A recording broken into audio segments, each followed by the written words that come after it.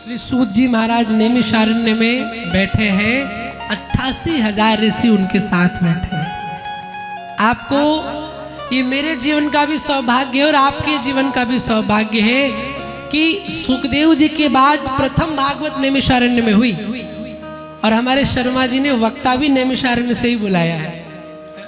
इस भाईंदर में भी नैमिषारण्य के ही महाराज और नैमिषारण्य से ही पोथी चल के आई। नैमिषारण्य कभी गए हैं, जाना चाहते हैं, आइए नैमिषारण्य, हम आपको इनविटेशन दे रहे हैं। ऐसा वैसा तीर्थ नहीं है, सृष्टि का सबसे प्रथम तीर्थ है नैमिषारण्य। जब वृंदावन नहीं था, जब अयोध्या नहीं थी, तब नैमिषारण्य था। मनु शत्रुपा जो कौशल्या और दशरथ हुए, उन्होंने सबसे पहले नैमिषारण्य में ही तपस्या की और भगवान से मांगा कि आप मेरे जीवन में पुत्र बन के आओ। तब राम जी अयोध्या में आए, तो नैमिषारण्य से ही अयोध्या है। और वृंदावन भी नैमिषारण्य से जुड़ा है। क्यों? क्योंकि भगवान राम के छोटे भाई शत्रुघ्न ने मथुरा नगरी बसाई, तो नैमिष न होता तो अयोध्या नहीं होती, और अयोध्या नहीं होती तो वृंदावन। और दूसरी बात, दुनिया दान की बात करती है तो आप क्या दे सकते हो? पैसा, धन संपत्ति, दौलत, यही तो। पर नैमिषारण्य में बैठा एक ऋषि महर्षि दधीच, जब संकट आए तो हड्डियों का दान दे दिया। ऐसे दधीच कुंड भी वहां पे।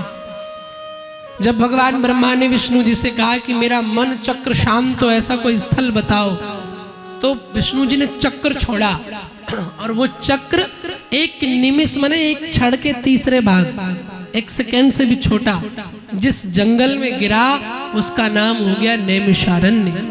रामायण में लिखा है, तीर्थ वर नैमिष विख्याता, अति पुनीत साधक सिद्धिदाता। और तीर्थों में तो पुनीत शब्द लगाया, पर नैमिषारण्य के लिए अति पुनीत। सारे तीर्थ बार बार, और नैमिषारण्य आप एक बार आ गए तो सभी तीर्थों का फल मिल जाता है। कारण है उसके पीछे। जब महर्षि दधीच अपनी हड्डियों का दान करने लगे तो मन में ये भाव आया कि प्रभु मुझे तो अभी तीर्थ यात्रा करनी थी और आप मेरी हड्डियां शरीर ले लोगे, फिर मैं तीर्थ कैसे करूंगा? तो देवता थोड़ा स्वार्थी होते हैं, तो देवताओं ने कहा भगवान चिंता मत करो, मैं सारे तीर्थों को यही बुलाए देता हूँ। तो नैमिषारण्य में ही सारे तीर्थ आए थे, इसलिए एक यहाँ भी नैमिषारण्य की महिमा है। इसलिए सब लोग एक बार नैमिषारण्य जरूर आओ। बोले नैमिषारण्य धाम की। नैमिषारण्य में सूत जी महाराज बैठे हैं। 88,000 ऋषियों ने पूछा प्रभु, आने वाला समय ऐसा है, लोगों के पास तीर्थ करने का समय नहीं है, हवन पूजा पाठ करने का समय नहीं। क्योंकि आजकल के एडवांस बच्चे आएंगे, हवन के पास बैठेंगे तो कहेंगे मम्मी मेरी बॉडी, मेरा शरीर काला हो जाएगा, मैं वाइट हूँ, थोड़ा स्मार्टनेस कम हो जाएगी। तो प्रभु जी कोई ऐसा उपाय बताओ जिससे कम समय में जीव की मुक्ति हो जाए, जीव का उद्धार हो जाए। देखो भागवत कथा सुनना क्यों जरूरी है? What is the use of Bhagavat कथा in our life? आपकी जिंदगी में भागवत कथा का कनेक्शन क्या है? अब इस पे भी मैं आपको अलग ही कुछ बताने वाला हूं। हाँ, आप सोचो कथा से आपको कुछ और चीजें, नहीं, कथा से आपको क्या मिलेगा? आज हमें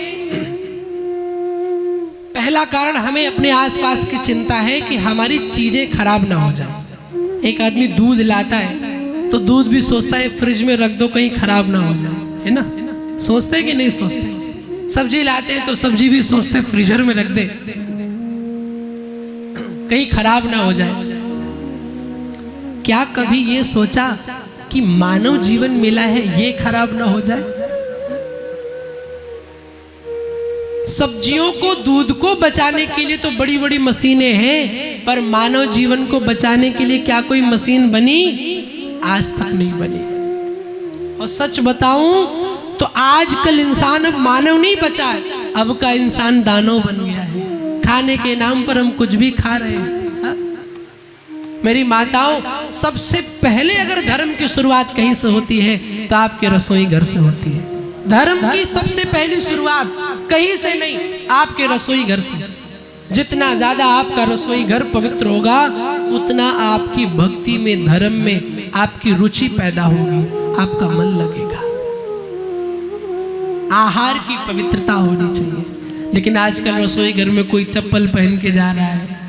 माताओं, अपनी रसोई शुद्ध कर लो, आपकी भक्ति में 100% बढ़ जाएगा। आपका आहार शुद्ध होना चाहिए। जैसा आपका भोजन होगा, जैसा आपका खान पान होगा, ये मन भी वैसा ही बनता है। आप भोजन बना रहे हो, कई लोगों को मैंने देखा भोजन बनाते समय संगीत सुनते हैं और संगीत में दुनिया भर के गीत गाने सुनते हैं। भोजन बनाओ, संगीत सुनो, मैं मना नहीं करूंगा, लेकिन उस गीत गाने की जगह अगर भजन सुन लो तो भोजन आपका प्रसाद बन जाएगा। थोड़ा सा चप्पल उतार के बाहर रख दो, भोजन बना लो ना। आपका आहार शुद्ध होना चाहिए। कोशिश करो प्याज लहसुन कम खाओ। अब प्याज लहसुन क्यों नहीं खाना चाहिए?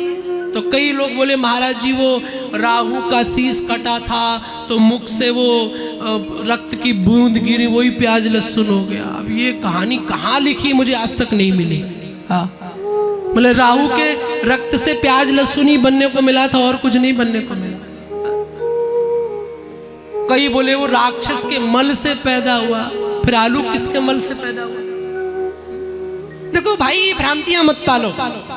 प्याज लहसुन इसलिए नहीं खाना चाहिए क्योंकि वो थोड़ा तामसता उसमें ज्यादा होती है। भक्त यदि भक्ति करता है तो मन में विकार उत्पन्न होते हैं, थोड़ा ऊर्जा ज्यादा होती है, तामस प्रभाव उसका होता है, मन शांत नहीं होगा, भजन में मन नहीं लगेगा, इंद्रियां दूषित होती है। इसलिए प्याज लहसुन नहीं खाना चाहिए।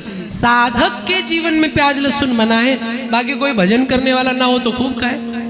वो ऐसे नहीं जैसे मांसाहार आप समझ रहे हो ऐसे प्याज लहसुन हो, नहीं नहीं नहीं, ऐसा कुछ नहीं है, सब मनगढ़ंत कथाएं हैं। प्याज लहसुन किस लिए नहीं खाना चाहिए?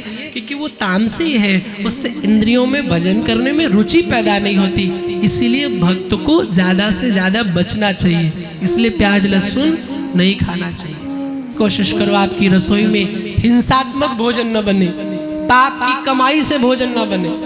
पहले के लोग तो पाप का धन जिसके पास होता था लेने से भी डरते थे कि भैया इसका धन नहीं चाहिए, और आजकल तो सब नंबर 2 की कमाई पे लगे हैं। और हम सब चिल्ला चिल्ला के मरे जा रहे मत खाओ, पर डॉक्टर साहब ने बताया बीपी है नमक मत खाना मान लेगा, शुगर है चीनी मत खाना मान लेगा, और हम सब चिल्ला चिल्ला के कहते भैया पाप की कमाई है मत खाइयो। अरे महाराज बाप की बात है। और सच कहूं यहीं पे 10 करोड़ रुपया ऐसे उछाल दूं, बोलूं ये पाप की कमाई है, महाराज की मंच टूटी मिलेगी और बड़े बड़े भगत के उसी समय रंग दिख जाएंगे। अनुभव की बात बता रहा। और मैं अपनी बात छोड़ो, चलो ठीक है भक्ति पूजा पाठ में यहीं से पता चला 2-4 नीचे को कूद गए, ऐसा भी हो सकता है।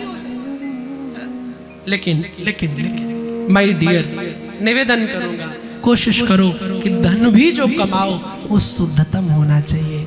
सबसे पहला अपना आहार शुद्ध करो, उसके बाद में अपना धन शुद्ध करो, तब भागवत जी का पूरा फल तब आपको मिलेगा, तब समझ में आएगी ये कथा।